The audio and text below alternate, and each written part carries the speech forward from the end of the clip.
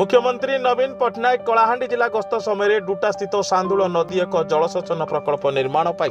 प्रतिश्रुति देते आज ताहा बहु दिन अपेक्षार अंचलवासी आशा पूरण हो पारी 130 कोटी टंकार ब्यारेज तैयारी होती 170 कोटी टंकार केनाल निर्माण कर 5000 हेक्टर चाष जमी को पानी जोगाई पार उद्घाटनी उत्सव नल्ला विधायक भूपिंदर सिंह निज वक्तव्य रखिते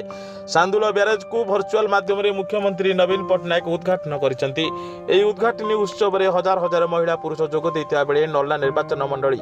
विधायक भूपिंदर सिंह, राज्यसभा सांसद सुजित कुमार, जिला परिषद अध्यक्ष पुष्पेंद्र कुमार सिंह देव, जिलापाल पी अनिशा रेड्डी, एमरामपुर ब्लॉक अध्यक्षा श्रीमती मंदाकिनी सिंह देव जोग देता बेले एमरामपुर गोष्ठी उन्नयन अधिकारी सब्यसाची बेहेरा, तहसिलदार सुधाकर रईता, थाना अधिकारी सुदर्शन नायक उपस्थित रही शांति श्रृंखला सहित उद्घाटनी उत्सव संपन्न होता। एते शीघ्र सांदुल ब्यारेज सरिबा नै मुख्यमंत्री नवीन पट्टनायक 5T अध्यक्ष VK पांड्यान और विशेष करी सांदुल ब्यारेजर निर्माण कार्य करुथिबा ठेकेदार को बहुत बहुत धन्यवाद देथिले।